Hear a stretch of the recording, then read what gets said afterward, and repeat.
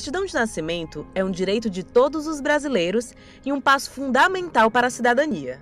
É com ela que se garante o acesso à saúde, à educação e à assistência social. De acordo com o IBGE, um número considerável de crianças que nascem em Fortaleza não é registrado. Pensando em mudar essa realidade e garantir o acesso aos direitos básicos a quem mais precisa, a Prefeitura instituiu em 2016 o Comitê Gestor Municipal de Políticas de Erradicação do Subregistro Civil de Nascimento e ampliação do acesso à documentação básica.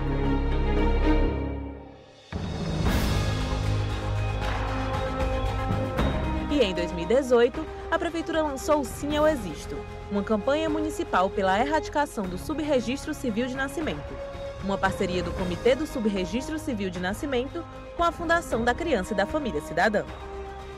E estamos atuando diretamente na rua, em escolas, maternidades, hospitais, buscando todas as pessoas que fazem parte da árvore genealógica dessa família que está sem seu registro. A FUNCI disponibiliza o espaço físico e servidores para que essas ações aconteçam no dia a dia da necessidade de todas essas pessoas que ainda não são cidadãs perante a lei. Então, nós aqui estamos tanto com servidores como com veículos que possam ir em busca dessas famílias que tanto necessitam do trabalho do subregistro. Em Fortaleza, a população atingida pela falta de certidão de nascimento é composta principalmente por pessoas que vivem em situação de grande vulnerabilidade. Para ter acesso ao registro de nascimento e garantir o seu direito à cidadania, você deve ligar para o 0800 285 0880 e selecionar a opção 3.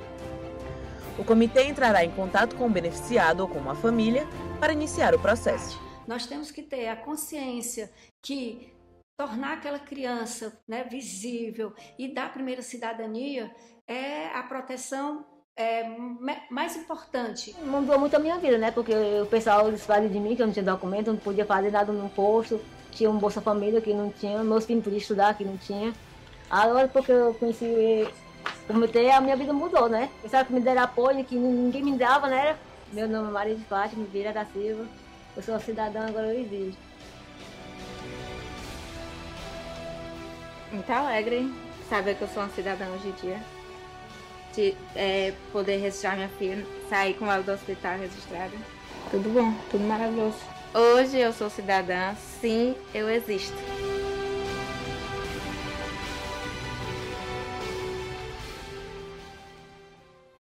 É isso, nós existimos, né? O comitê é uma política pública vinculada à Fundação da Criança e da Família Cidadã, a FUNCI. Para explicar melhor sobre isso, convidamos a coordenadora do comitê, Régia Delgado. Olá, Régia, tudo bem? Tudo bem. Régia, primeiro me fala, por que esse comitê existe? Qual é a grande função dele? A nossa função é muito importante, né? Nós temos hoje uma subnotificação, não só em Fortaleza, no município, mas em todo o Brasil. A subnotificação é exatamente aquelas pessoas que não são registradas na idade certa. E Fortaleza hoje tem um número considerável, né? Tem um número do IBGE e que parece com o de Fortaleza. E o nosso foco é dar a primeira cidadania para essas crianças. Os nossos beneficiários são aqueles mais vulneráveis, né? O que realmente não tem acesso a nenhum benefício hoje, nem do governo federal, nem estadual, nem municipal. E a gente está aqui para exatamente garantir a primeira cidadania, que é muito importante. Certo? Por exemplo, se você não tem essa primeira cidadania, o cidadão, né, não tem o registro de nascimento, primeiro documento, né? Que tipos de problemas, para quem acha que isso não é importante, pode acarretar na vida desse indivíduo? Pronto. Como eu falei, né, ele é muito importante mesmo, porque é a partir do registro civil de nascimento que é criada as políticas públicas, né, onde se planeja, onde dá todo o acesso, né, àquela pessoa a qualquer programa. Sem ele, a gente não existe. Civilmente nem existe para a sociedade. Então, a gente sabe que o registro de nascimento, não tendo ele na mão, o que é que vai acontecer? Vai ter dificuldade no atendimento na área da saúde, na área da educação, na assistência social. E isso dificulta muito a entrada dessas famílias nesses projetos. até mesmo a nível de INSS, porque não existe. O registro de nascimento é que é o primeiro, a primeira coisa, a primeira cidadania. Com ele é que a gente faz, nós chegamos, viabiliza a RG, depois a reservista, título de eleitor e CPF. Agora, o que a senhora está me dizendo é que sem uma certidão de nascimento, dificilmente, ou pelo menos, o cidadão vai ter dificuldade de ser atendido até num hospital público, por exemplo? Com certeza, a dificuldade vai existir. Vai depender também muito da gravidade do estado, né, da pessoa. Sim. Em alguns casos, lógico que o atendimento a vida é feito vem em primeiro lugar, em primeiro claro, lugar, sim. mas que dificulta. Porque isso, como é que eu vou fazer um cadastro de uma pessoa que não existe? Como é que eu vou dar uma medicação de uma pessoa que não existe? Como é que eu vou atender? Fica né? bem mais difícil, Bem mais né? difícil, Agora, que problemas teria, na verdade, a certidão de nascimento, né? Que problemas a gente pode citar aqui? Por que uma pessoa não tem certidão de nascimento hoje em Fortaleza? Qual é, digamos assim, uma avaliação do comitê? E talvez vocês já tenham essa pesquisa, mesmo que não oficial, mas de entender quais são os principais problemas que uma pessoa tem que não conseguiu, de fato, tirar uma certidão de nascimento. Hoje, o principal problema hoje fica dentro das maternidades. Mesmo as maternidades de Fortaleza, hoje tendo os plantões de cartório, né, dentro da maternidade, o que é que acontece? A mãezinha entra na maternidade sem o documento oficial de foto. Não tem RG, ou perdeu RG, ou não tem nem carteira de trabalho. Então, pelo provimento, pela lei, você só pode registrar uma criança, uma pessoa, um recém-nascido, se a mãe apresentar um documento com foto oficial. E muitas entram sem esse documento na maternidade.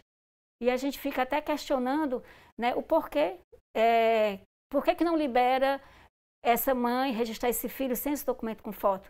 Mas a gente vem para uma problemática. Pode ser, né, você abre o eixo para poder uma mãe registrar uma criança que não é dela, né? Então é muito complicado assim. E acaba sendo uma bola de neve, né? Porque a mãe não tem, aí não pode registrar o filho, o registro do filho também não vai acontecer facilmente, né? E é por isso que o comitê existe, né? É uma bola de neve mesmo, isso acontece? Acontece a bola de neve. Nós já tivemos, nosso comitê já registrou 3 gerações, avó, filhas e neto. Por exemplo, essa da reportagem, foi esse, não? Foi esse caso, foi. Certo. Né? Quando o caso chegou até nós, até o comitê, nós pegamos toda uma investigação da vida da progenitora, né, que é a avó do bebê, da criança, da Estefânia. E a gente descobriu que ela não sabia nem a data de nascimento dela. Então, a avó da Estefânia? A avó da Estefânia não tinha registro? Não tinha registro. Não tinha nenhum documento? Nenhum documento. E viveu quanto tempo assim? 34 anos. 34 anos? 34 anos. Peraí, mas aos 34 ela já era avó? Já era avó. Conta essa história para mim. Como foi isso? Como é que o comitê conheceu essa família? Conheceu essa família. Esse caso foi cadastrado por uma liderança comunitária, eu não me recordo quem foi. Certo. E nós chegamos a fazer a entrevista presencial, onde ela começou a contar toda a história dela. Que ela foi, na realidade, abandonada, né, pela mãe. Sim, infelizmente. Né, sim. Infelizmente. E nisso, ela teve dificuldade e ela não era registrada. Porque ela foi dada para outra pessoa, né? Para outra mãe criar. Ela não foi registrada. Ainda pequena, né? Ainda pequena, né? E aí, quando chegou até a gente o caso, ela não sabia a data de nascimento, como eu já disse. E nós só fomos descobrir porque ela tinha já filho registrado no nome dela, registrado no interior. Porque antigamente não era exigido um documento oficial com foto da mãe. Então, não era obrigatório apresentar nenhum documento. Tá. O pai chegava lá e registrava, não precisava nem ser casado. Entendi. Então, quando ela disse que tinha já filhos registrados no nome dela, e ela disse, mas como se a senhora não é registrada? Aí a gente puxou a certidão e ela relatou pra gente que ela teve o primeiro filho com 10 anos de idade. Aos 10 anos já era mãe? Já era mãe, 10 anos de idade. Infelizmente uma realidade, né, que a gente ainda pode ver no estado, mas enfim. E aí, depois disso? E aí, diante disso, pegamos a certidão do filho mais velho, que tinha 24 anos, né? E nós chegamos à data dela de nascimento, 34 anos. E aí a gente começou com a família. Ela nunca teve o dia do aniversário dela, nunca teve um bolo. Ela chegava e dizia, eu nunca tive um bolo de aniversário. Entendi. E aí, mas uma irmã dela recordava que a mãe achava que ela tinha nascido no mês tal. Então, nesse caso, foi definida a data de nascimento dela, né, a juíza chegou e definiu a data de nascimento. Foi todo um processo, né, de fazer busca em todos os cartórios para provar que ela nunca foi registrada. Ela nasceu no interior, a gente teve que trazer buscas dos cartórios do interior, porque a família relatava que ela tinha morado no interior, aliás, nascido no interior.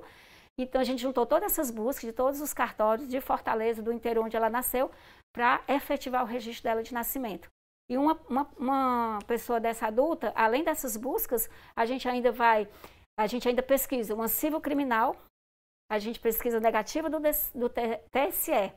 Então, para você ver a complexidade, com a pessoa como é que ela ia conseguir o registro dela sozinha? Se não existisse o comitê para dar todo, né, essa ajuda, além do acolhimento, toda essa ajuda e de poder ter acesso à rede, ia ficar muito difícil. Eu imagino que eu arriscaria que ela nunca iria conseguir. Porque ela, aos 10 anos, foi mãe, aos 34 é avó, né? Conseguiu, por meio do comitê, o registro. E a filha também dela, hoje, é uma filha ou um filho? Ela tem 16 anos, ela. Certo, 16 a filha anos. dela. A filha dela que... O caso dela chegou pela filha, que tinha 16 anos, foi no posto de saúde. Certo. E chegou lá sem registro de nascimento. Ah, entendi. E aí o posto... A bola de neve que a gente estava falando. Aí depois descobriu, não, a avó da Nenê, que acabou de nascer, também não tem registro. Exatamente. Isso acarretou para a neta não ter. Exatamente. E o comitê resolveu o problema das 3. Resolvemos. Primeiro registramos a avó, a dona Maria, né? Registramos, garantimos a documentação básica, identidade, título de eleitor e CPF. Sim. Aí começamos o processo da filha dela, né, da Fabiana, para registrar a Fabiana, que já tinha 16 anos. E não tinha registro. Também não tinha registro. Fizemos todo o mesmo processo, busca dos cartórios, onde ela nasceu, a maternidade. Registramos a Fabiana, documentação básica, RG e CPF, para poder registrar a bebê, que é a Stefane que estava no colo dela.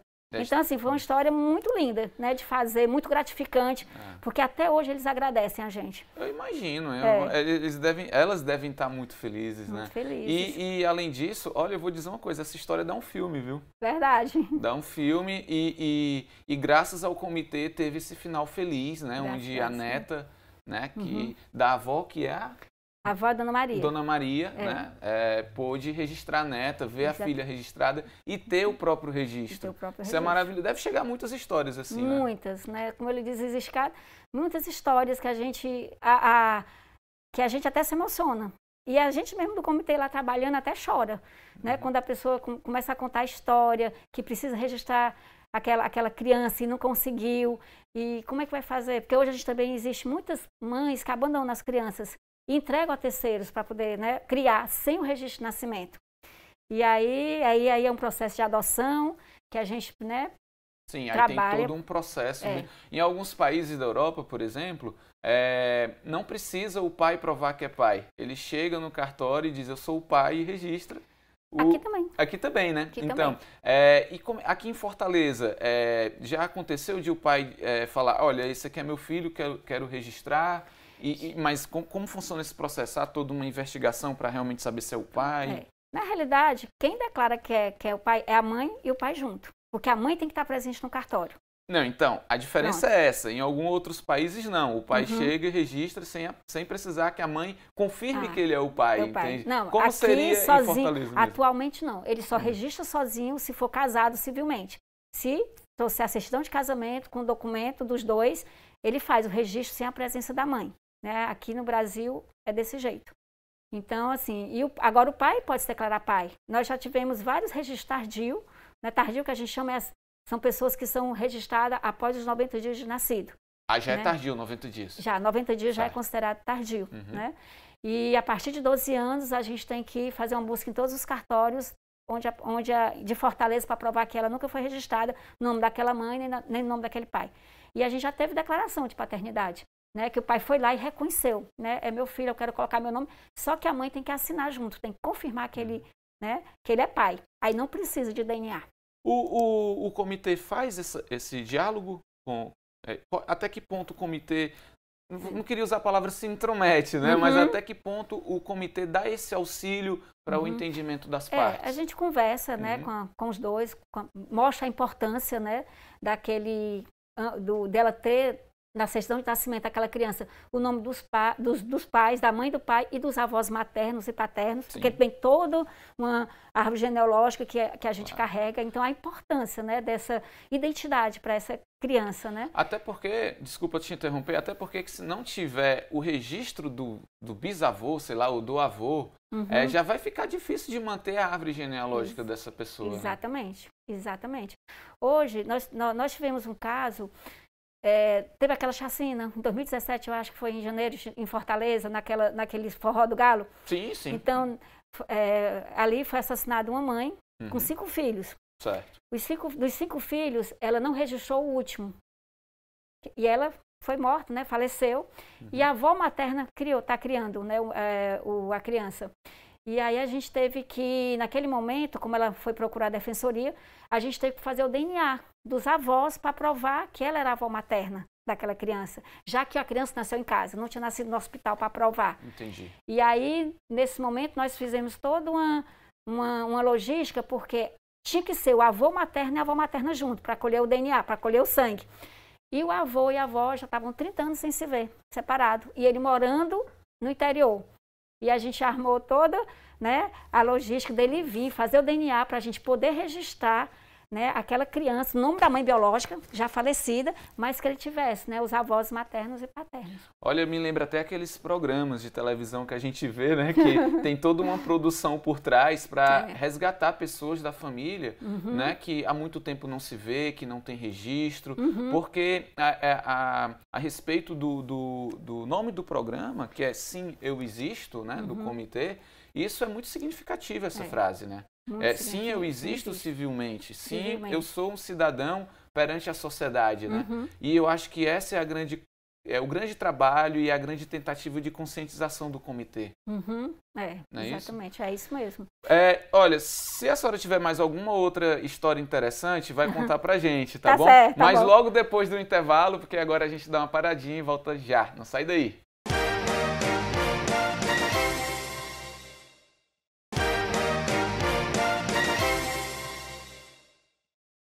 Voltamos com Notícias de Fortaleza. Estamos conversando com a coordenadora do Comitê Municipal de Subregistro de Nascimento, Régia Delgado. Régia, a gente falou muito no primeiro bloco sobre algumas histórias aí incríveis, né? E com finais felizes, né? Agora me fala como é esse fluxo de atendimento do comitê. A nossa porta de entrada é o nosso 0800, né? Nós temos um 0800 que é o Fala Fortaleza. Sim. Certo? Então, qualquer cidadão, qualquer pessoa pode cadastrar o caso no 0800 285 0880, opção 3. Qualquer pessoa. Pode repetir? 0800 285 0880, opção 3. Ok. Esse é o canal que a prefeitura criou para os casos chegarem até a gente. Certo? Eles caem no nosso sistema, que é no SPU, no Sistema Protocolo Único da Prefeitura, em tempo real. Né? Nós recebemos esse processo. Aí nós começamos o fluxo. Nossa primeira etapa é o contato por telefônico com aquela família, com a família daquela criança ou com aquela pessoa. Vocês ligam para eles, ligam, né? Nós ligamos. Por isso que é muito importante colocar não só um contato, 2 ou 3. Porque muitas vezes, né, às vezes dá um contato só e a gente não tem sucesso. Claro. Então a gente liga o mais rápido possível, certo? Em máximo em uma semana, e a gente escuta. A gente tem um instrumental, onde a gente faz as perguntas-chave, certo? E a gente começa a entender o porquê que aquela pessoa nunca foi registrada. Depois de ter feito essa ligação e preenchido esse instrumental, a gente senta, né? A gente analisa e começa a traçar o fluxo. Precisa de entrevista presencial, né? Aliás, na ligação a gente já começa a puxar. A mãe tem documento? Tem RG ou não? Tem um documento do hospital, a declaração de nascido vivo, que é aquele amarelinho que a maternidade entrega ao nascer? Sim ou não? Vai registrar só o nome da mãe, o nome do pai? Então, estuda. Cadê a declaração da escola que estuda e nunca apresentou a certidão de nascimento? Então, na primeira ligação, a gente já vai coletando essas informações e já vai pedindo. As famílias já vão mandando pelo WhatsApp para a gente. para a gente olhar toda aquela documentação. Depois daí a gente analisa, precisa fazer entrevista presencial, sim ou não, ou então mesmo por telefone, a gente corre atrás para conseguir a documentação necessária para registrar aquela criança. Porque muitas vezes a mãe diz, eu perdi a declaração de nascido vivo da maternidade. Então, nós do comitê sabemos que a gente vai ter que ir na maternidade, ou então solicitar junto à Secretaria de Saúde uma cópia daquela DNV para a gente confirmar o nome da mãe e a data do nascimento. Né? A mãe perdeu o RG, foi assaltada, então nós sabemos que a gente precisa emitir RG da mãe. Mas a mãe não tem a certidão de nascimento, porque perdeu, então a gente solicita no cartório uma segunda via da certidão da mãe para viabilizar RG. A mãe não tem CPF, a gente viabiliza o CPF da mãe, porque hoje, para gerar o CPF na certidão de nascimento das crianças, a mãe precisa ter CPF, porque o CPF já é gerado no ato do registro de nascimento. Então a gente analisa e quando precisa de um fluxo personalizado, todos são praticamente personalizados. Aí a gente traça o fluxo. Maiores de 12 anos, a gente começa o fluxo pela Defensoria. Hoje a Defensoria é uma parceira nossa, muito boa. Assinamos um termo de cooperação ano passado, Maravilha. Onde a gente agiliza, né, esses casos. Então a gente solicita os ofícios. Então o comitê, a gente é que recebe os ofícios dos cartórios de Fortaleza. Hoje são 10 cartórios. Para a gente correr, a gente tem que entregar 10 ofícios nos cartórios, receber as negativas e do arquivo público também. Então, são 11 lugares que nós entregamos essa documentação, recebemos para poder registrar aquela criança. E acima de 12 anos, além dessas buscas, é necessário 2 testemunhas para poder estar no cartório junto com os pais, para poder afirmar que aquela criança nunca foi registrada. Aí a gente traça o fluxo. Precisa ir na escola pedir a declaração, que ela estuda sem registro, porque muitas crianças hoje estudam sem registro de nascimento. É mesmo, era isso estudam. que eu ia perguntar. Existe uma lei, é uma lei desde 2016, que a escola não pode impedir, não matricular, impedir. Né? Ao contrário, a diretora, a escola pega aquela criança e vai em busca, até do comitê, por exemplo. Né? Exatamente. Pois é. E aí tem um documento do Conselho Tutelar, que ela estuda e não apresentou o registro de nascimento. Os conselheiros tutelares também são grandes parceiros nossos. Né? E aí como se finalizaria esse fluxo? E aí, aí a gente começa nas buscas, né? Certo. Testemunho, e termina exatamente no dia do cartório registrando, levando as buscas, levando os pais com documentação e levando as testemunhas. Então, muitas vezes os pais não têm a documentação, então a gente tem que ir atrás da documentação dos pais. Pois é, e dependendo de cada caso, né, da complexidade de cada um, isso varia o tempo, né? Varia. Se os pais também não têm, aí é uma outra busca, uma nova pesquisa, o que vai acarretar mais tempo. Mais tempo, Que reflete, bola de neve de novo. Bola de neve de novo. E aí vai refletir no filho, né? Exatamente. Antes do comitê existir, em média, durava, vamos dizer assim, 1 ano. Né? Eu sei, o nosso comitê, ele surgiu em 2018, né? Não, 2016, que ele foi criado. Mas ele nasceu de uma provocação do ONG aqui de Fortaleza, que é a Visão Mundial, que demorava muito tempo, né? Naquele momento, o Sr. Manuel Santana levava muito tempo. E viu que ele sozinho não conseguia, né, diminuir esse percentual de subnotificação aqui em Fortaleza. Procurou o Ministério Público, a Regedoria, e eles vieram até o prefeito, nosso prefeito Roberto Cláudio, que abraçou a causa. E aí constituiu o comitê em 2016 e nos vinculou à FUNCI, né, que é a Fundação da Criança e da Família Cidadã. Então, hoje, a FUNCI é responsável realmente pelo acontecer do comitê. Mas a sociedade civil, né, está junto no comitê, nessa constituição. Né, e a gente tem toda uma parceria também com as defensorias, com as juízas das varas de registro público. Porque é preciso ter esse tipo de parceria para viabilizar esses processos que não são nada simples, né? São coisas muito complicadas. Exatamente. E os cartórios, os oficiais de cartório de Fortaleza, eles hoje são muito sensíveis a essa causa. Então, eles nos ajudam muito, nos orientando. Quando chega a caso do comitê, já vamos orientar dessa forma. Exatamente. É algo especial. Exatamente. Então, até mesmo, né, durante mesmo a pandemia, né, conseguimos registrar as crianças sem RG da mãe, porque não estava podendo tirar RG, com a cópia da RG. Então, os donos de cartório hoje, a gente, né, tem que realmente dar o nosso agradecimento, porque eles nos ajudam muito. Agora eu entendi que um dos inícios, né, desse fluxo de atendimento é a pessoa ligar, né, para o 0800... 0800 285 0880, opção 3. Pronto, do início, né? Mas também há casos que o comitê, ele acha, né? Pronto.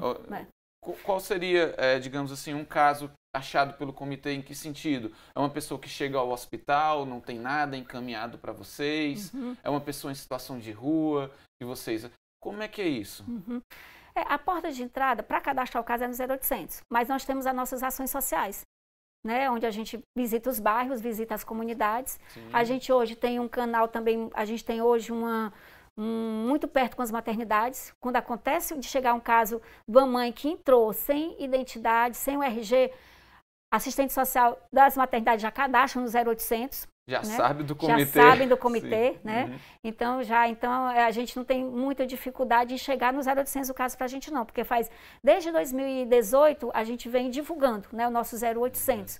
Então, os postos de saúde, quando a mãe começa o pré-natal, a gente tem que começar a prevenir para que não aconteça a subnotificação. Não só quando nasce, né? Mas, peraí, vai nascer. Mamãe, tem registro? Não tem. Vamos ver o que é que acontece, né? Porque não tem registro, vai poder registrar o filho. Exatamente. Então, nós fizemos também uma campanha junto aos postos de saúde para trazer esses casos e cadastrar no nosso 0800. E nos bairros, quando, né, a sociedade civil que nos conhece, a liderança comunitária já avisa para a gente e já pede até a nossa ajuda. Era isso que eu ia perguntar. Como é que é feita a inserção de vocês no bairro? Como é essa logística de trabalho nas comunidades, né? Em locais que como foi dito na reportagem, são pessoas que têm um perfil de uma vulnerabilidade maior, né? E provavelmente se encontrem mais casos desse tipo em comunidades periféricas, né? Certo. Com IDH baixo. É verdade. Nós temos também os CRAS e os CREAS, que cadastram os da casos. Secretaria dos Direitos Humanos. Exatamente, a STHDS, né, também, com a nossa divulgação, já cadastram. Quando a mãe chega lá, sem o registro de nascimento do filho, sem documentação, já cadastram no 0800 também. Nós, ano passado, o nosso seminário que nós fizemos foi exatamente fortalecer a rede. E nós tivemos os agentes de cidadanias também nesse evento, né, que Fortaleza tem mais de 400, eu acho. E eles também estão atentos a cadastrar o caso até a gente também, para que chegue até a gente pelo 0800. Então tem toda uma mobilização interna, tanto da prefeitura, né, como a sociedade civil também e outros órgãos que estão imbuídos de o máximo possível conseguir fazer mais com que as pessoas sejam beneficiadas pelo Sim, Eu Existo. Exatamente. Vocês não iam conseguir fazer tudo só, né? Verdade, não. É toda uma rede. A educação também. Né? Nós, no nosso comitê... As escolas, né? As escolas. O nosso comitê, um dos membros é a saúde, a educação, tem a sociedade civil. Então, as escolas, nós fizemos, durante o ano de 2019, uma formação com os diretores das escolas, com os secretários das escolas, para abrir as pastas e, onde não tivesse a certidão de nascimento, né, cadastra o caso com a gente. Então, a gente também tem um trabalho muito bom com a educação também. Eu entendi que há essa mobilização, né? Mas a pessoa ligar e dizer assim, não aguento mais não ter registro, vou ligar, inclusive estou pretendendo ter filho, ou está tendo filho mesmo sem pretensões, mas é uma pessoa, né, um cidadão que vai nascer, e liga para vocês. Esse tipo de procura, ela tem aumentado ao longo dos anos? As pessoas estão se conscientizando mais disso? Nós já tivemos. Nesses casos, quando eles nos ligam para o nosso fixo, a gente pega todas as informações. Quando a gente sente a dificuldade do outro lado, que não vai poder cadastrar no 0800, nós mesmos no comitê cadastramos no 0800, né? Já sabemos quais são as perguntas chaves para cadastrar o caso. Então, já teve. Hoje também a porta de entrada, a defensoria. Muitos chegam na defensoria, vê o nosso cartaz, o atendimento da defensoria já nos conhece. Quando é registro de nascimento e vai ser complicado, procure aqui esse comitê que ele vai lhe ajudar. Entendeu? Hoje a gente tem um apoio muito grande da defensoria, de trazer o caso para a gente. No primeiro bloco, né, a Régia contou pra gente uma história incrível, né, da Dona Maria, a avó, filha e depois a neta, que conseguiram o registro depois de muitos anos e deu certo, né? E a gente vai fazer um intervalo agora. Aí no próximo bloco, Régia, você vai contar outra história pra gente, já recebida pelo comitê. Né? Hoje, o Notícias de Fortaleza, a gente está falando sobre o Comitê de Subregistro de Nascimento, o Comitê Municipal, criado para sempre conseguir registrar, né, quem não tem registro ainda, para que as pessoas possam se tornar cidadãos, né, perante a lei, enfim, e ter toda a documentação e os benefícios, né, que tanto o governo federal, municipal e estadual podem prover, tá bom? A gente faz um intervalo e volta daqui a pouco.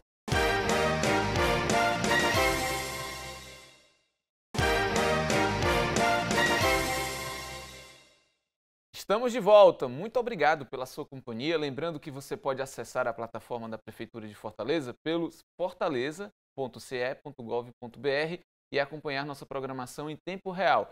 Se perdeu alguma coisa da programação, vai no canal do YouTube, TV Terra do Sol, e aproveita o conteúdo com muita coisa interessante. Se inscreve no canal, curte os vídeos e ativa aquele sininho das notificações para ficar por dentro de tudo que acontece e não perder nenhuma novidade, tá? A gente continua aqui com o papo com a coordenadora do Comitê Municipal de Subregistro de Nascimento, a Régia Delgado. Régia, mais uma vez, muito obrigado pela sua presença aqui no Notícias de Fortaleza. É um assunto interessante, curioso, que gera muitas dúvidas, né? E, acima de tudo, muito importante a gente tratar da questão do registro de nascimento, né?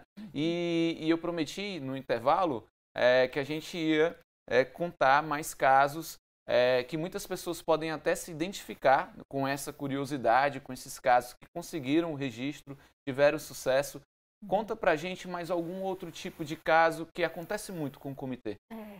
Eu vou contar, assim, ultimamente nós tivemos uns casos, 3, 4 casos, de adolescentes que nós registramos, ele já falecido, né? E nesse caso, nós começamos pela defensoria, que é um processo judicial, né? A mãe encontrou o bebê numa caixa de lixo, ali no Itaperi, e criou, e nunca conseguiu registrar o nome dela porque era adoção. Ela não tinha nenhum documento da mãe. E ela disse que tentou por várias vezes fazer a adoção e não conseguiu. E quando ele completou 16 anos, né, ele foi assassinado, e aí a gente foi chamado para fazer o registro e em seguida fazer o óbito. Então, aí é que vem a dificuldade hoje das mães que criam as crianças, a mãe de criação, que elas têm medo de registrar a criança com medo que a justiça pegue, né? Elas tirem delas essa criança. E a gente até aconselha que não. Então, nós do comitê assumimos esse caso, né, de dar o registro e de acompanhar todo o processo de adoção. Porque quando a mãe chega para a gente e diz, eu peguei essa criança na minha porta e não registrei, ela já tem 10 anos de idade, a gente sabe que é um processo de adoção que não é rápido, né? Demora em média de 6 meses a 1 ano. E aí a gente começa com as buscas, né? Primeiro a gente pede para a defensoria, primeiro um registro provisório daquela criança para ela existir ao longo do processo, depois a guarda provisória e, por fim, a adoção. Então, hoje, no nosso comitê, os casos mais antigos, que estão ainda em tramitação, são de crianças que precisam ser adotadas e a mãe adotiva, a mãe que cria, nunca foi atrás do registro de nascimento. E aí, finalmente, consegue dar tudo certo, né? Consegue dar tudo certo. Eu fico imaginando a dificuldade que uma mãe dessa teria se o comitê não existisse, né? O quanto que ia ser difícil para ela, né? E são muitas histórias, né? São histórias muito curiosas, assim, que, por exemplo, você me falou algo que me chamou até a atenção, de registrar o bebê que nasce morto. Isso é possível? Como é que é isso? Ou nasce morto, ou morre depois logo depois do nascimento? O natimorto, quem nasce morto a gente não precisa registrar. Certo, agora, se a criança nasceu, respirou, ele tem que ser registrado para fazer a declaração de óbito, para poder lavrar o óbito. Então, existe, né? Existe muito caso também de mães que morrem no parto. E os pais não procuram para poder registrar no nome da mãe falecida e no nome dele. Né? Então, isso aí é um processo judicial, a gente vai até a juíza para a gente poder conseguir aquele registro. Vem testemunhas, e sem fazer o DNA, nesse caso é sem o DNA. Então, a gente já teve história de pai com 4 filhos, ficou viúvo, morreu do parto e ele queria muito, urgente, colocar o nome dele porque a criança nasceu com problema de saúde e precisava ser atendido. Então, a gente assume todo tipo de caso. O que tiver registro de nascimento, a gente assume todos os processos. Mas, assim, o nosso trabalho, eu quero salientar que é um trabalho de formiguinha, né? E a gente precisa muito da ajuda, né, de todo mundo, né, da rede, mas também do cidadão, que ao saber de um caso desse, nos procure, que nos ajudem, entendeu? Da melhor forma até chegar a essa família. As famílias para a gente poder diminuir esse número de subnotificação. Quem são hoje, além da Defensoria Pública, né? Pronto. E os oficiais, né? Dos cartórios. Tem os cartórios. Quem são hoje os grandes parceiros, as pessoas que estão ali do lado do comitê? Ministério Público, né? Sempre nos ajudando, né? Foi através do Ministério Público que o comitê realmente, né? Começou a existir mesmo. Certo. Corregedoria, os oficiais de cartório, né? Arpen, Ceará, e os donos de cartório, a Defensoria. Temos a Unicef também, que é membro do nosso comitê, e Condica também é membro do nosso comitê. Mas hoje a gente tem toda a rede. A saúde, a educação e a STHDS também nos ajudando. Tem uma estimativa de quantas pessoas precisam desse registro hoje em Fortaleza? Existe um percentual em nível de IBGE de 2010, né? Que 4% da população... 4% é. Né? Em média, ano passado nasceram mais ou menos 36 mil crianças aqui em Fortaleza. Se a gente botar 4%, então são 1.400 por ano. Você multiplica 1.400 vezes, né, de 2010 para cá, é um número considerável. Né? Recentemente teve uma reportagem no Jornal Nacional dizendo que o Brasil tem 3 milhões de pessoas sem registro de nascimento. Né? E a população de Fortaleza inteira. Exatamente. Né? Aquele dado preocupa, né? Nos preocupa muito. E aí a gente precisa realmente diminuir esse número. A gente sabe que depois que os cartórios entraram na maternidade, diminuiu muito.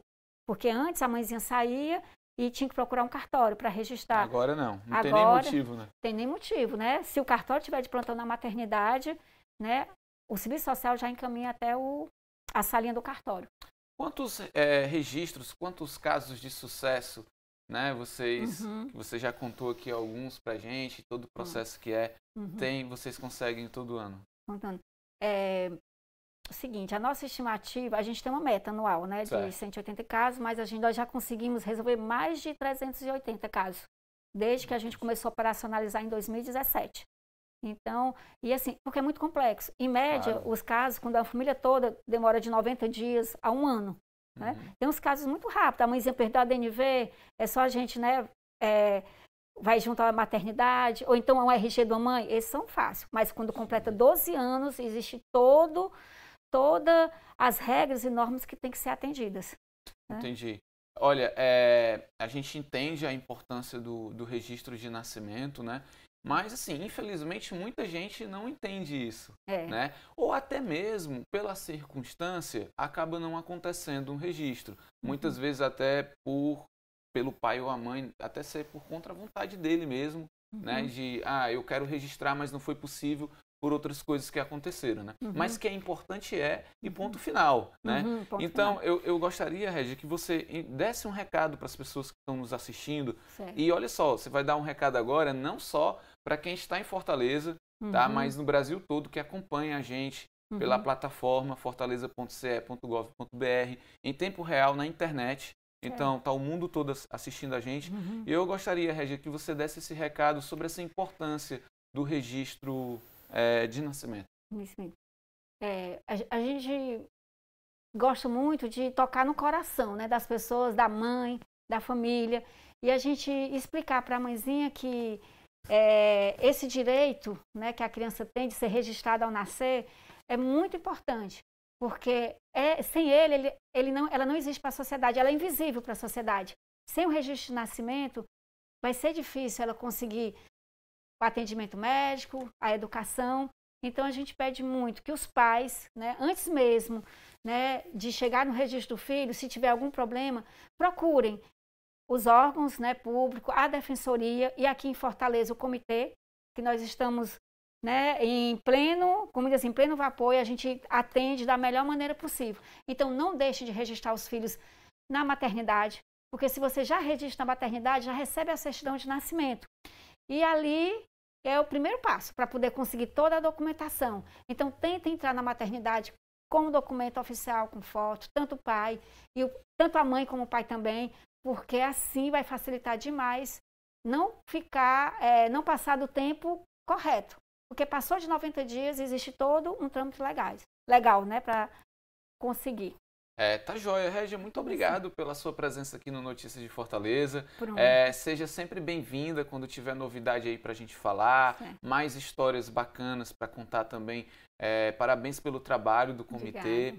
E aqui você está em casa, é só Pronto. chegar e passar todas essas informações, esse serviço importantíssimo, né, Pronto. primordial, eu diria, para a população de Fortaleza. Porque sem registro de nascimento, você fica, digamos, sem poder fazer muita coisa, né, no que diz a verdade. sua responsabilidade civil, Com né, certeza. enquanto cidadão. É verdade. Tá bom? Pronto, eu queria assim, agradecer, né, tanto os membros do comitê como a minha equipe que está lá na FUNCI, são as meninas guerreiras mesmo, né, assim, a gente sabe que todo dia... Que não é um trabalho fácil, né? Não é, mas é muito gratificante, então assim, um agradecimento a todos os parceiros, né, os cartórios, a Defensoria, as varas de registros públicos, ao Ministério Público e os nossos membros, a sociedade civil, né, que hoje acompanha o comitê, a Secretaria de Saúde, Educação, e o nosso agradecimento. E eu quero deixar o nosso contato. Mais uma vez, por favor, Certo. é importante. Além do 0800 para cadastrar os casos, nós temos o fixo e temos o institucional, que é o WhatsApp. Que o WhatsApp hoje nos ajuda muito, Sim. muito mesmo, para chegar até a família. Então, para cadastrar os casos, você liga para 0800 285 0880, opção 3, certo? E nós temos o nosso fixo 3292 4379 e o celular 984 39 5262. Inclusive, Regi, a gente está com esses contatos agora aqui na tela, ó, você pode ver aqui no vídeo, aqui, Certo. pronto, olha só. É só você ligar, esses são os números que a Regi acabou de falar, e você que precisa, né, desse serviço do Comitê de Subregistro, que é importantíssimo para tirar o primeiro registro de nascimento, enfim. E muito obrigada, né? Sim, existimos, né, Regi? Exatamente. E Tá muito joia. obrigado, né, por esse espaço, para a gente poder divulgar, né, que nós existimos em Fortaleza. E o nosso agradecimento. E quando precisar das histórias, as histórias, né, e cada foto que a gente tira, quando a gente conclui com o beneficiário, é uma alegria. Assim, a gente comemora a cada dia, né, esse nosso trabalho. É muito gratificante. Eu imagino. E parabéns, hein? A gente faz uma pausa e logo em seguida eu tô de volta. Até lá.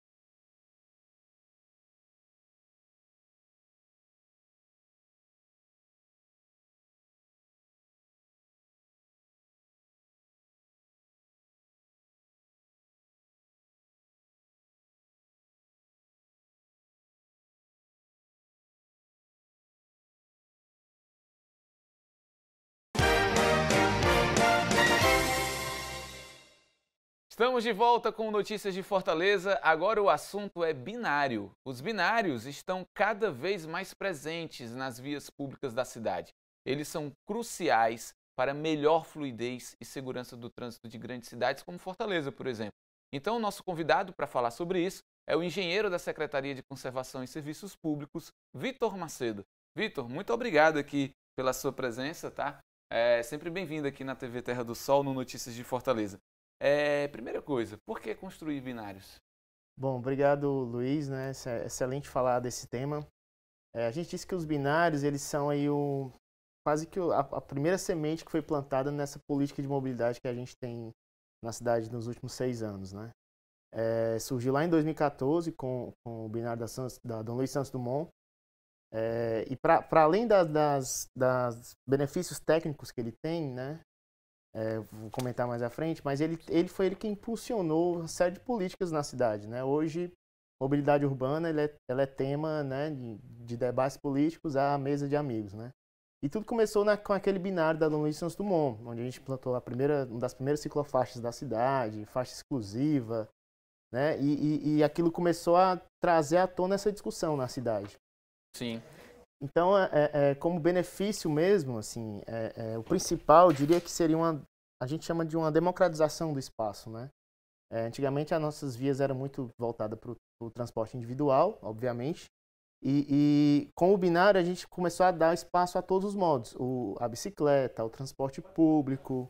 A ficar uma coisa mais coletiva, né, digamos assim. Exatamente. Então, com o binário, ele possibilita, pelo rearranjo de seções, você inserir o lugar da bicicleta, ou você dá mais fluidez ao ônibus.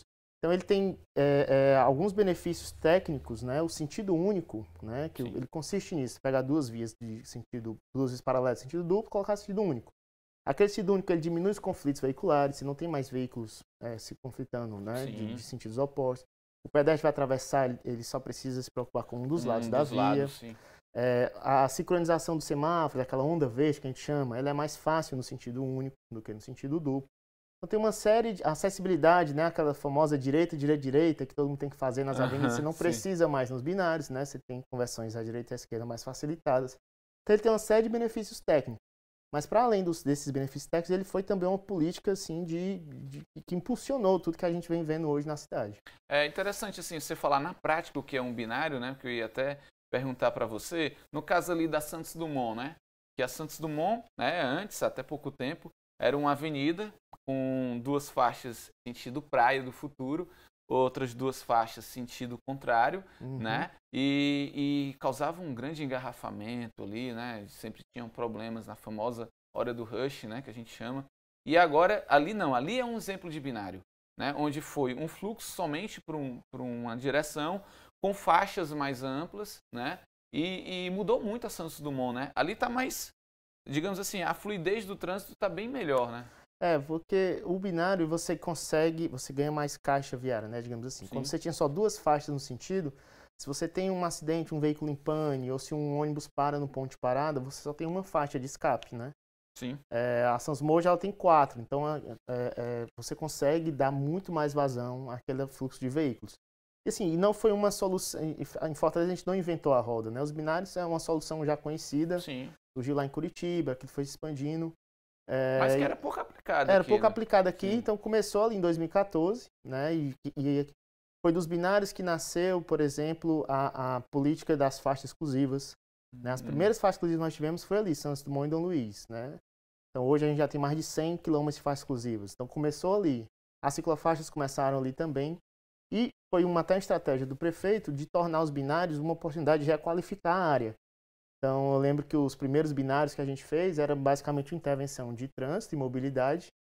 E hoje, quando a gente vai implantar um binário, já traz toda uma requalificação do pavimento, de calçada, plantio de árvores, iluminação. Então, é um banho de loja gigantesco naquela região que está recebendo. Então, deixou de ser uma ação simplesmente de mobilidade urbana, passou a ser de urbanidade, né? De luz, de iluminação, árvores à mobilidade. Então vamos fazer o seguinte, vamos ouvir agora o que é que o povo acha dos binários, né, numa reportagem, e aí você vai conferir agora. Para proporcionar o convívio mais harmonioso e saudável entre os motoristas, ciclistas e pedestres, a Prefeitura já implantou 24 binários em toda a cidade. Já o primeiro trinário da capital, no centro da cidade, envolve a Avenida Duque de Caxias e as ruas Meton de Alencar e a Clarindo de Queiroz. Por aqui na Avenida Duque de Caxias, cerca de 180 mil pessoas passam todos os dias. Uma das principais ideias do projeto é aumentar a demanda do transporte público, qualificar essa demanda e dar mais conforto e qualidade aos passageiros. Eu acho que melhorou. O cruzamento aqui, né? Porque aqui era vão indo e voltando, né? E agora só é vindo, né? Aí melhorou. Desafogou, né? O fluxo. O senhor levava quanto tempo e hoje o senhor leva quanto para chegar na sua residência? 25 minutos, 30. Eu demorava 50, uma hora. Parece que a gente se acostumou com a ideia, como tudo no Brasil, né? A gente termina se acostumando, quer queira, quer não. As intervenções incluem alterações de sentido nas vias, criação de estrutura cicloviária e ajustes de semáforos. A mudança permite mais fluidez no trânsito e redução do número de acidentes de trânsito. Esse pacote de intervenções ele tem um foco principal em melhorar a segurança na circulação das pessoas que transitam, né, na região. Não só os veículos, então a gente sempre olha para a segurança dos pedestres, olha para a questão se existe demanda de ciclistas na região, e também, logicamente, a questão dos acidentes que acontecem nos locais. Os binários implantados pela Prefeitura já beneficiaram mais de 40 bairros e áreas adjacentes. Um deles fica na Praia de Iracema e envolve as avenidas Historiador Raimundo Girão e Monsenhor Tabosa. A intervenção priorizou o transporte público no local, trouxe mais segurança e fluidez para a circulação de veículos, pedestres e ciclistas que trafegam por esta área da cidade. Vitor, há uma grande mudança no trânsito realmente, né? E as pessoas, a gente via, né, que muitas pessoas estão levando menos tempo para chegar em casa. Aquela história que você falou, atravessar a rua agora só olha para um lado, não tem que se preocupar com o outro também. É um binário, né? Sentido único. Aí a gente já viu um senhor que falou, não, a gente tem que se acostumar, querendo ou não. É sempre uma mudança, mas é uma mudança para melhor. Há um resultado em cima disso? Sim, cada binário ele tem um foco específico, né? É natural a resistência das pessoas, porque quando você muda na circulação, a pessoa vai ter que reaprender uma nova rota, de repente vai ter que vir pela via paralela. Então, a mudança no início, né, é natural que as pessoas elas tentem se encaixar, sentar aquela insatisfação inicial, mas quando você vê, quando passa o tempo que você vê os benefícios ali ficando, né, um trânsito mais ordenado na própria rua dessa pessoa e tal, a gente consegue perceber isso. Um ótimo indicador que a gente tem, para além dos indicadores técnicos, digamos assim, é que os binários, a gente está recebendo cada vez mais demandas por novos binários, né? A população... Isso eu queria conversar contigo melhor no próximo bloco, pode ser? Pode ser. Então pronto, a gente faz um intervalo agora e já já a gente volta, porque a gente vai saber se a população pede binário, né? Enfim, fica aí, não sai, porque a gente já conta já.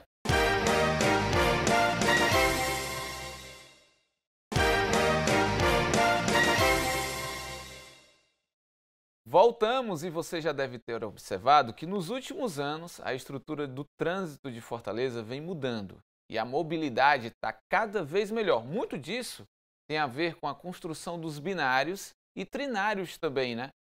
Vitor, você que é engenheiro, né, da Secretaria de Conservação e Serviços Públicos de Fortaleza, você pode fazer uma avaliação para a gente de que pontos da cidade, né, tem o perfil de receber o binário? Há esse estudo? Perfeito. Os binários, como eu comentava, né, cada região tem um foco específico. Eu posso separar assim, 4 focos principais. Tem aqueles binários onde o foco, por exemplo, é dar mais velocidade ao transporte público. Eu posso citar como exemplo o próprio trinário, que ali foi toda uma ação para a gente conseguir encaixar a faixa exclusiva na Duque de Caxias. O Tertuliano Potiguar e João Brice, que é aquela via paralela à Avenida de Carvalho, né, a Padre Valdivino, que recebeu uma faixa exclusiva. Fica entre a Avenida de Carvalho e Antônio Salles, né? Isso. Que vem no sentido contrário. Aquela via ali foi posta em sentido único tal para dar vazão à Padre Valdivino, que ia receber a faixa exclusiva. Então, um foco é o transporte público.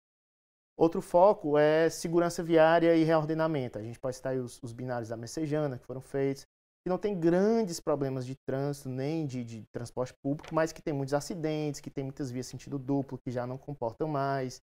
estacionamento dos dois lados. Então, nessas regiões, os binários vêm para dar uma organizada, né? Tem também foco no transporte cicloviário, né? Às vezes a gente faz intervenções de binário para conseguir encaixar a ciclofaixa. É uma ligação importante que passa muito ciclista, que a gente precisa reorganizar. A gente fez várias dessas lá no Jockey Club, Bela Vista, a própria Costa Mendes, que passa muito ciclista ali naquele polo de tem a faculdade de medicina e tudo mais. Certo. E por fim, o quarto, eu diria que é para dar fluidez, né? Tem regiões que de fato tem um trânsito muito complicado, e o binário vem para dar essa melhor fluidez, como a Santos Dumont, esse novo, por exemplo, esse novo ali, né? Embaixo ali próximo a Santana Júnior, que ali era um nó que a gente tinha. Mais algum outro? Quase todos, né? Muitos têm esse perfil. Tem esse grande foco, né? Eu acho que o grande foco é esse, né? Fluidez do trânsito, né? Isso. Quantos binários até hoje foram construídos? Junto com trinários 26. Também? O trinário, ele é uma solução nova, né? Que o binário são duas vias que se complementam, né? Sim. Você tem duas vias parecidas ali, como Santos Dumont e Dom Luiz. Certo. Quando você só tem uma via de grande capacidade e nenhuma outra do porte dela, a gente precisa de duas. Então ficam 3 vias, aí vira o trinário, que chama, né? Essa é a grande diferença, né? Agora, para fazer um binário, por exemplo, Fortaleza, sempre há muitas e muitas décadas, tem a Santos Dumont como, né, um sentido praia e o outro vindo sentido contrário, como a gente falou, né? Tô dando um exemplo da Santos Dumont, que é uma avenida muito grande na cidade, né? Começa praticamente no centro e vai até a Praia do Futuro. E de repente coloca um binário, né, onde tem um sentido único, uma estrutura com uma caixa de via, né, maior, mas isso envolvem outros, digamos, elementos, né, outras adaptações do trânsito para que as coisas fluam também para quem quer voltar, né, quem está vindo no sentido contrário. Como é que é feito esse estudo? O principal desafio do binário é justamente achar essa via paralela que comporte o sentido inverso. É, né? o grande desafio, é o grande lance, né? Porque, por exemplo, ali a Santos Dumont, ela, no trecho que ela recebeu o binário, ela tinha a Dom Luiz como apoio, né? Já no trecho anterior a ela, a via que é paralela é a Costa Barros, que já não tem mais, que ela não tem o porte da Dom Luiz, então já fica mais difícil. Foi mais difícil. Então você encontrar uma via paralela que consiga dar vazão, né, isso é difícil. E para isso a gente faz várias simulações de tráfego, tem simulação computacional, pesquisa de campo, é um trabalho longo. Vocês têm uma tecnologia de informação sobre isso, digamos assim, computadores que podem fazer esse estudo. Tenho curiosidade de saber como é que é feito isso. Isso são simuladores que a gente tem, que a gente chama simuladores de tráfego. A gente desenha toda a rede lá, insere os fluxos e para onde a gente quer mandar, coloca tempos de semáforo, ajusta tudo e vê se vai melhorar, se vai piorar, onde é que vai ser um ponto de gargalo ou não. A gente tenta prever antes de partir para o projeto, né? Entendi. E sempre um grande desafio é justamente nessa via paralela, não só para encontrá-la, mas também quando ela for receber esse fluxo novo. Né? Muitas dessas vias, às vezes, são vias que não passavam fluxo antes do binário. Então, para isso não se tornar um problema, para evitar acidente, por exemplo, essa via tem que nascer já com vários elementos de segurança, com a dimensão das faixas já corretas, porque senão às vezes é uma via que não passava muito fluxo, às vezes até mais residencial, e quando você joga fluxo nela pode ser um problema se isso não for bem tratado. Até isso é bem, digamos assim, tem que ser bem cuidado, né? Bem estudado, né? A Avenida Duque de Caxias é um trinário. Isso. Como é que está por ali hoje, assim, baseado nos estudos que vocês fizeram, baseado no resultado de hoje? A Duque de Caxias ela tem surpreendido muito a gente. Primeiro, o fluxo de ciclistas cresceu muito lá, né? A gente está com contagens, não tem um número fechado ainda. Sim. Mas a gente tinha uma grande demanda que vinha ali na Bezerra de Menezes, que tem a ciclovia, né? Chegava ali no final, os ciclistas ficavam sem ter por onde ir, né? E eles queriam, às vezes, ir para a região da Aldeota, cruzar o centro. E o transporte público, principalmente, né? A Duque de Caxias, ela, cerca de 30% das vias, das linhas da cidade passam por ali. É uma demanda de ônibus gigantesca, era mais de 150 ônibus por hora. E aquele ônibus ficava preso, né? Se eu lembrei dos números, eram cerca de 300 mil pessoas que passam naquelas linhas. Muita gente. E aí agora, os ganhos já foram mais de 50% dos ganhos de velocidade, né? Isso está sendo monitorado. Como a gente teve um período de pandemia, fica muito atípico mensurar. Tudo difícil, em 2020 está atípico, pois né, fica difícil você comparar com antes, porque o atual está bem atípico. Mas, assim, para o transporte público, para o transporte cicloviário, tem sido muito boa a intervenção lá.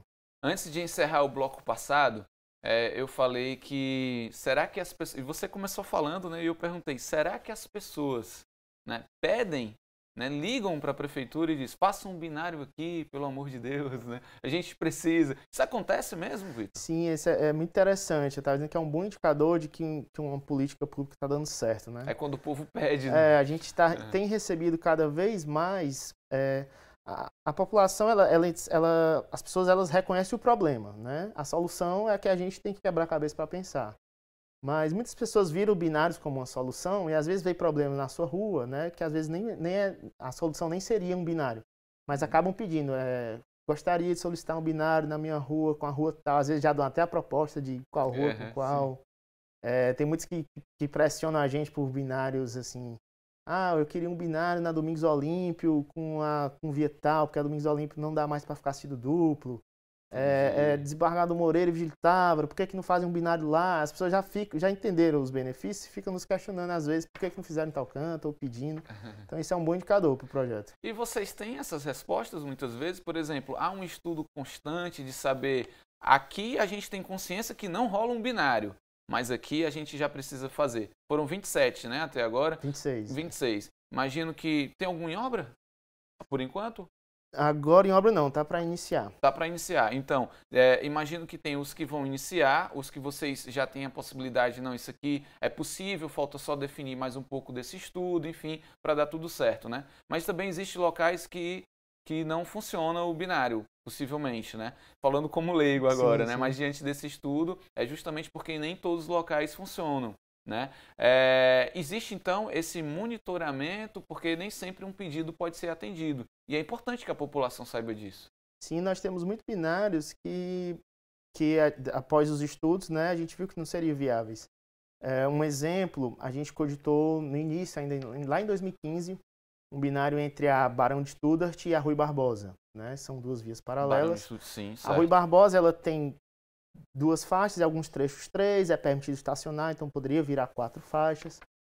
Só que quando a gente fez as simulações, né, a Rui Barbosa ela não consegue absorver o fluxo da Barão de Studart, somado às duas, né? Então a gente passou alguns meses estudando e viu que não funcionaria. Isso é por questão de trânsito, de tráfego, por exemplo, né? Tem outros que, por exemplo, um binário que muito se falava era Desembargador Moreira com Vigílio Távora, né? Certo. Ali já é um pouco mais complicado pela distância uma da outra, né? Você imagina, por exemplo, usuário de transporte público. Enquanto o usuário tem o ônibus indo e voltando na Desembargador Moreira, então ele sobe e desce no ponto de parada ali, ele teria que descer numa via e andar lá para outra. Então, eu acho que uns 3 quarteirões. São 4 quarteirões. 4, então, né? Isso para as pessoas que moram também, a circulação, então, dependendo dessa distância, às vezes inviabiliza, né? Então, tem que ter toda essa análise para saber se vai trazer, de fato, benefício. Então, esses que saíram para a rua, esses 26, é porque depois de meses estudando, eles comprovaram que claro que é possível e tudo. A planta de Fortaleza hoje, né? Já falando de como a cidade cresceu há décadas atrás, ela é propícia a fazer binários ou tem muitos casos que a gente vê como esse, por exemplo, da Vigílio Távora, né, da Desembargador Moreira, que a gente olha, poxa, seria legal um binário, mas não seria tão benefício para a população que usa o transporte público, que tem que andar muito. Isso tem a nossa malha, ela é bem diferente, né, dependendo aí dos bairros das regionais. Essa região mais central, né, o centro expandido, digamos assim, pega ali Aldeota, Meireles e tudo mais. É mais urbanizada, né? É mais urbanizada, é mais reticulada, né, quarteirões as vias paralelas são bem desenhadas, então é mais fácil de trabalhar. É tanto que naturalmente essas vias já são binários, já sempre foram. Se você dirigir pela Aldeota, naturalmente você tem uma via no sentido e outra em outra, e assim vai, né, nesse quadrilátero. Sim. Quando você vai chegando mais em regiões mais periféricas, às vezes já não tem uma via paralela com continuidade. Um exemplo, a Silas Munguba, que é uma via de fluxo muito intenso, faz a ligação ali do Parangaba, Messejana e tudo mais. Não tem nenhuma via paralela, né? Nosso sonho era que tivesse uma via de porte que nem a dela, que a gente deixava a Silas Munguba sentido único, mas não tem. Então, as regiões mais periféricas, que são as regiões mais novas da cidade, elas carecem ainda de algum sistema viário, né? Então, a gente ou parte para abrir uma nova via, construir, enfim, aí tem que começar a quebrar a cabeça para resolver. Quando se muda um fluxo, como vou dar mais uma vez o exemplo da Santos Dumont, que tem um fluxo muito intenso, né? Muda para o pedestre, muda para o motorista do ônibus, muda para o motorista do seu carro particular, enfim, para o ciclista, né? Que tipo de orientação você, como engenheiro que conhece todo o processo de funcionamento na prática daquele trânsito, você daria a todo esse público, né? Que agora é só um lado que olha, tem a questão das faixas de pedestre que mudaram de formato, de repente, né? Tem outras que são em diagonal, né? Tudo, enfim, toda essa mudança, né? Tem algumas orientações específicas para se passar para esse público? Tem, a gente tem que se preocupar com isso, né? A gente diz que o projeto, seja ele qual for, ele tem que tolerar os erros do usuário, né? Entendi. Se por algum motivo o usuário ficou desatento, o nosso projeto tem que prever isso, né? Então, para o tráfego geral, que as pessoas que já dirigem, então, a gente normalmente implanta por etapas, né? Para não ser uma mudança tão grande de repente, para o cara já ir se acostumando. Coloca placas antecipadamente, essa via vai mudar de fluxo em tantos dias, tantos meses. Operação de trânsito é muito importante. Então, a dica é ficar atento nessas sinalizações que tem, reportagens, imprensa, tudo mais, a gente tem que levar. Quando a gente tem algum item que é muito complexo, por exemplo, a Duque de Caxias ficou sentido único com o canteiro central, né? Isso não é tão usual para a população. O usual para a população é ter o canteiro central, um lado um sentido, outro lado outro sentido.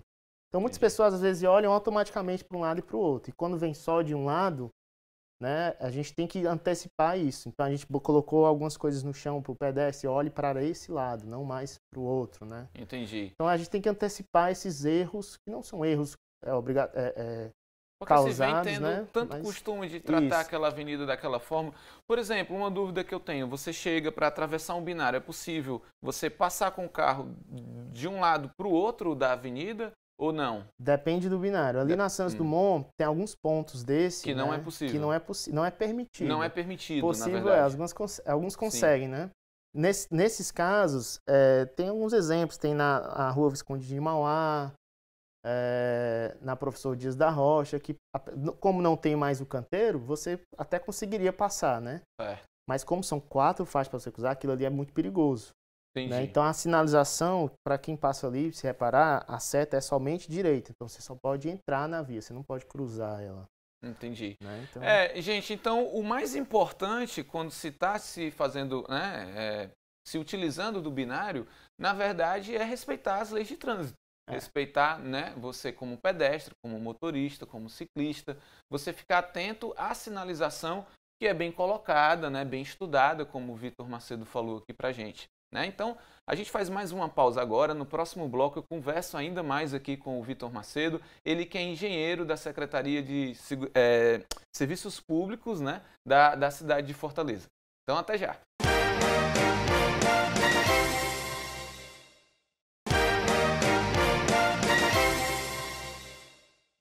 Obrigado pela sua companhia aqui no Notícias de Fortaleza. Agora o assunto é a construção de binários e trinários também, para melhorar a mobilidade e segurança do trânsito. Um trabalho realizado intensamente pela Secretaria de Conservação e Serviços Públicos. O Vitor Macedo, ele é engenheiro da Secretaria de Conservação e Serviços Públicos de Fortaleza. Sabe tudo de binário, né? Está aqui para explicar para a gente como funciona essa, digamos, modalidade de fluidez de trânsito, segurança de trânsito para o pedestre, para o motorista. Né? Cabe muito binário ainda em Fortaleza? Eu diria que sim, Luiz. Ainda temos muito a explorar na cidade, né? Como eu disse, as regiões mais periféricas, né, a gente tem uma carência de sistema viário, né? Às vezes uma invasão de uma residência, o proprietário construiu há muitos anos atrás, invadiu um pedacinho da rua, às vezes isso inviabiliza todo um corredor, né? Então tem muito a se trabalhar. E à medida que vão surgindo novos conjuntos habitacionais, a população vai se expandindo, crescendo, vai aumentando essa demanda. Então é natural. Tem muito o que ser feito ainda, né? E também os binários estão ganhando outro caráter, assim, né? Hoje a gente tem um foco principal de salvar vidas no trânsito. Sim. Então, a fluidez, ela traz uma melhoria, aumento de velocidade, mas se isso não for bem controlado, pode trazer um problema de segurança, né? Por isso que é todo o estudo que você falou, né? Por isso que a gente tem que ter muito cuidado, por exemplo, se por um lado o pedestre só precisa olhar para um para um lado da via para atravessar, por outro, agora a travessia dele é maior, porque não tem um canteiro central. Sim. Então a gente tem que ficar atento a tudo isso. Então, a gente está revendo muitos binários, e ajustando, né? Com o passar do tempo a gente vai monitorando os dados, então a gente vai estar sempre ajustando isso. Tem a questão das faixas em diagonal também, faixa né? diagonal. Quanto mais... Então, a gente está colocando muitos elementos para pedestres nos binários, as calçadas, né, sendo requalificadas. A gente aproveita esse projeto, que, como eu disse, né, não é só trânsito, né? A gente aproveita para poder otimizar para todos, né? Do pedestre ao motorista de ônibus, digamos assim. Entendi. Existe hoje estudo para novos binários? E qual binário hoje que você comentou que já vai começar a obra, enfim, como é que está esse andamento também? Nós temos um binário que ele até foi prometido já há um certo tempo, que é o da José Leão e vereador Pedro Paulo. Como ele tem uma interferência na Washington Soares, né, que é de jurisdição do governo do estado, a gente dependia de algumas intervenções do governo do estado na Washington Soares que estão ocorrendo agora, né? Então, tão logo o governo do estado implantar, né, essas intervenções na Washington Soares, a gente vai dar continuidade ao binário da José Leão, né? Ali tem todo um estudo ali bem desafiador também, né, mas é um projeto que tem muito a somar para aquela região. Então esse já está, digamos assim, no gatilho para a gente implantar. Temos também alguns binários que nós estamos analisando, aí vai depender, a gente perdeu um bom tempo aí pela pandemia, né? Então a gente vai avaliar se a gente vai conseguir fazer a obra a tempo, vai retomar toda essa questão de orçamento e tudo mais. Não, esses são outros. O José Leão já está bem previsto. Mas tem outros, por exemplo, na rua Viriato Ribeiro, é uma via paralela a Humberto Monte, ali na região do Pici. Também estamos avaliando. Esses dois, né, prioritariamente agora. Agora, se você pegar o primeiro binário que foi construído, você lembra qual foi? Santos Dumont do Luiz. Pronto, Santos Dumont do Luiz. Pegar o último que foi construído agora, o 26º, foi o Trinário. Trinário, da Duque de Caxias. Na verdade, teve um depois do Trinário, que foi lá no Bom Jardim. No Bom Jardim. Você pegar o projeto desse, o projeto do último, né? Do primeiro para o último, mudou muita coisa, vocês puderam se aperfeiçoar melhor no sentido de tudo que o binário propõe para a população? Sim, a gente foi... natural a gente, com a evolução do projeto, a gente tanto incorporando novos elementos, como ajustando, né, uma coisa ou outra. Então, essa questão de ajustar a velocidade das vias paralelas foi algo que a gente foi aprendendo ao longo do processo. Dar mais elementos para os pedestres também, a gente foi aprendendo a isso. Diminuir as faixas, né? Antes a gente usava toda a seção disponível, né? E a gente percebeu que quanto mais larga a faixa de tráfego, mais velocidade o veículo desenvolvia. E aquilo é perigoso, né? Sim. Então a gente ajusta, a gente está avançando no conforto das ciclofaixas. Se você vê antigamente a ciclofaixa da Santos Dumont, a ciclofaixa simples, né? E esse novo projeto agora, que foi na Santos Dumont, já na região do Papicu, já recebeu as jardineiras. Então, está ganhando em conforto, em larguras. Os projetos foram evoluindo nesses anos. Vocês estão como exemplos outras cidades? Por exemplo, se a gente, eu vou bem longe mesmo, assim, é uma curiosidade, certo, Vitor? Você pegar uma cidade como Amsterdã, né? Que é uma cidade que tem uma planta totalmente diferente, né, da de Fortaleza, na Holanda, mas que se usa bastante bicicleta, né? Dá para se aprender com cidades como essa, Fortaleza, que agora se preocupa bastante com a questão da segurança do ciclista? Sim, essas cidades têm muito a ensinar a gente, né? E o principal ensinamento que eu diria dessas cidades, além dos aspectos técnicos de projeto, é da concepção que tem por trás disso, né? A Amsterdã, por exemplo, você citou, ela começou esse processo de mudança na década de 70, né? Então foram aí 50 anos para Amsterdã chegar onde chegou, né? Sim. Então isso não se faz, né, de um ano para o outro. Então acho que essa é uma das principais lições que essas cidades modelo têm para apresentar para a gente. Que isso tem que ser uma política continuada, né? E tem que sempre ter em mente o incentivo ao transporte não motorizado, que são os pedestres ciclistas, a priorização do transporte público. É isso que, com o passar do tempo, vai mudando a mentalidade para a gente avançar para uma cidade como essa, que tem, notoriamente, o pedestre e o ciclista, eles são prioridade, né? A gente já avançamos bastante, né? O nosso número de ciclistas na cidade já quase duplicou, se a gente comparar 2015 com 2020. Mas ainda temos um caminho longo pela frente, né? É isso que a gente está fazendo. Quer que os binários tragam também. Fortaleza está crescendo, né? Cada vez mais em termos de populacional, principalmente, né? Dá para imaginar, você enquanto engenheiro, se isso não tivesse sido feito, como estaria hoje?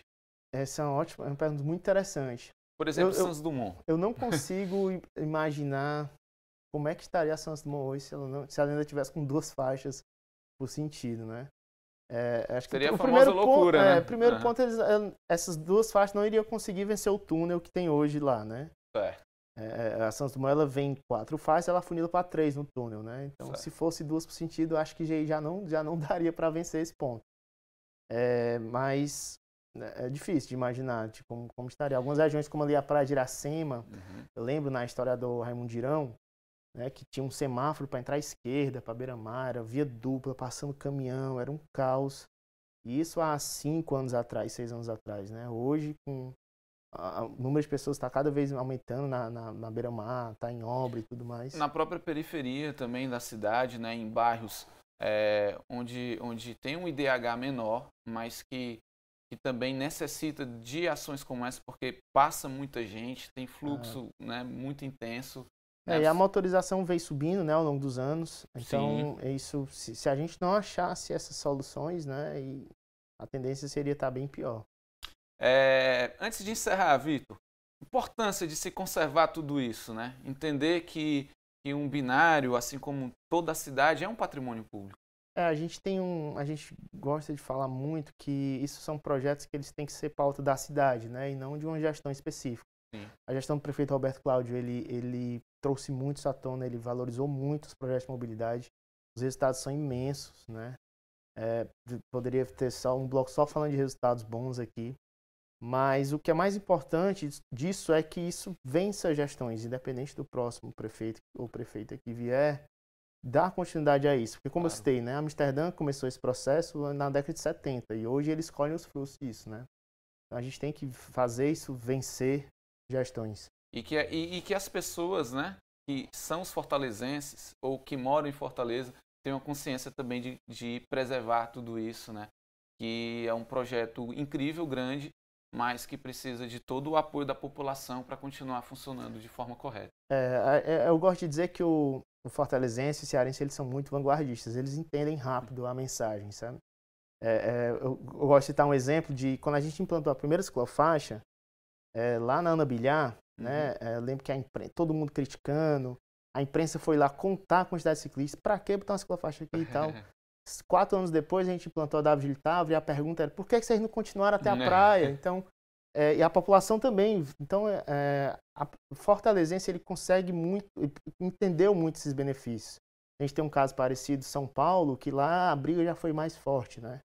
Então, a forma com que o prefeito conduziu toda essa política de mobilidade e a forma que a população tem recebido deixa a gente com uma expectativa muito boa, né, com relação à população. E tomara que isso continue aí nos próximos anos.